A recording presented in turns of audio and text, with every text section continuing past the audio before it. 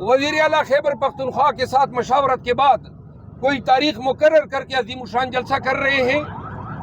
30 مارچ کا جلسہ ہے، وہ اگر کل پرسوں تک اجازت مل جاتی ہے، ورنہ بصورت دیگر ہم نے متبادل 6 اپریل کی تاریخ دی ہے. جوڈیشل انکوائری کے لیے خان صاحب نے 26 مئی کو کانسٹیٹیوشنل پٹیشن سپریم کورٹ میں دائر کی تھی اور یہ ڈیمانڈ کیا تھا کہ 9 مئی کے تمام واقعات کی جوڈیشل انکوائری کی جائے اور یہ معلوم کیا جانا چاہیے کہ خان صاحب کی گرفتاری کی جو ویڈیو ہے اسلام آباد ہائی کورٹ میں 9 مئی کو پشاور میں ریڈیو اسٹیشن پہ جو اٹیک ہوتا ہے، یا 9 مئی کو جو GHQ پہ اٹیک ہوتا ہے، یا پھر کور کمانڈر کے گھر پہ اٹیک ہوتا ہے، یا FF ریجیمنٹ مردان میں ہوتا ہے.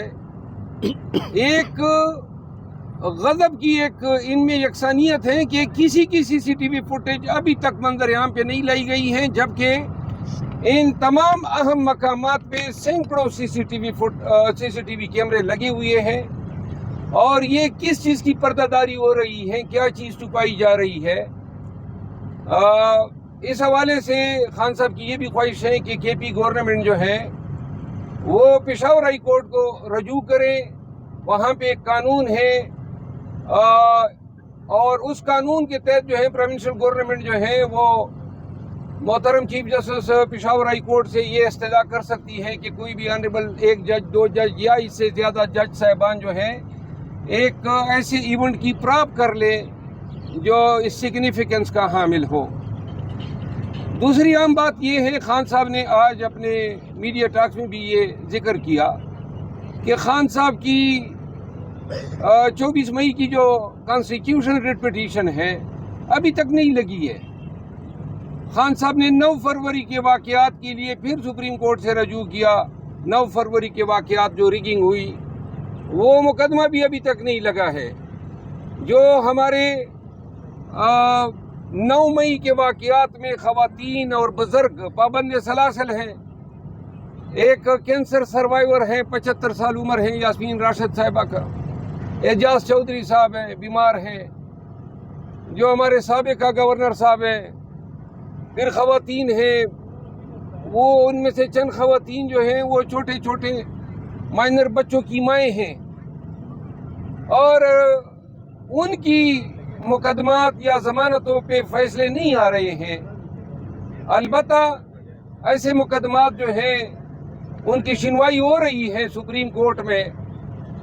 جو میرا خیال ہے زندہ لوگوں کو جو انصاف درکار ہے وہ اول ہونا چاہیے. اسی طرح جو لوگ ملٹری ٹریبیونلز میں کھڑے ہیں بطور ملزم، پاکستان جیسے ملک میں، یہ دنیا کا تیسرا ملک بنا ہے برما اور مصر کے بعد، جہاں یہ بڑے زور و شور اور کرو فر سے کہا جا رہا ہے کہ پاکستان کے سویلین آبادی کے ٹرائل جو ہیں وہ فوجی حکام کریں گے. اس سے زیادہ ظلم جمہوریت کے ساتھ، آئین پاکستان کے ساتھ کسی شکل میں نہیں ہو سکتا ہے. اور پاکستانیوں کو اس حالت امن میں جنگی یا فوجی ٹریبیونل کے سامنے کھڑا کرنا یہ قومی جرم ہے. اور یہ مقدمہ بھی ابھی تک زیر سماعت ہے.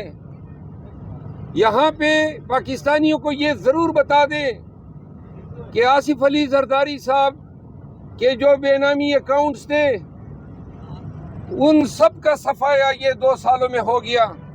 تمام کیسز ختم. 24 ارب روپے کے چارجز تھے شہباز شریف صاحب کے خلاف. ان 24 ارب روپے میں شہباز شریف صاحب کو جو ہے بریت مل گئی. کہیں پہ مقصود چپڑاسی کا کردار سامنے آیا، کہیں پہ سموسے والوں کا کردار سامنے آیا. 18 ارب روپے پہ ایون جو ایک گھر جو ہے نواز شریف کے بیٹوں نے بیچا تھا ملک ریاض کو، یہ تسلیم شدہ ہے، شہادت ہے. ایون فیلڈ کے مکانات جدھر وہ رہ رہے ہیں، پاکستانی عدالتیں کہہ رہی ہیں کہ وہ ایون فیلڈ میں خریداری یا ٹریل جو ہے وہ یہ کیس جو ہے ان کے خلاف نہیں بنتا ہے.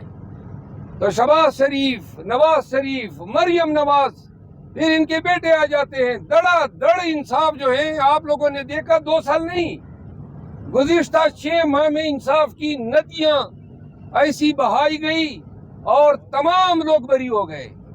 लेकिन दूसरी तरफ उसी निज़ाम अदल में 75 साल कैंसर सर्वाइवर यास्मीन राशिद जो है वो अभी भी मुंतजिर है, एजाज चौधरी मुंतजिर है, सैकड़ों खवातीन और मर्द जो है 9 मई के एक डकोसला, एक ड्रामा, एक इंजीनियर डे, उसके नाम पे हमारी क़यादत को जो है पाबंद सलासल किया गया है।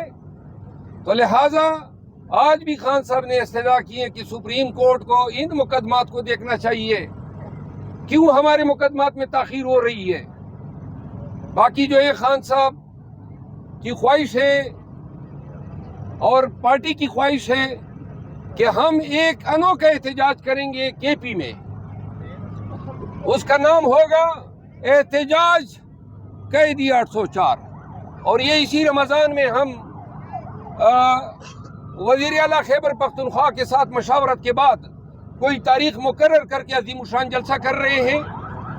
30 मार्च का जलसा है, वो अगर कल परसों तक इजाज़त मिल जाती है, वरना बसूरत दीगर हमने मुतबादल 6 अप्रैल की तारीख दी है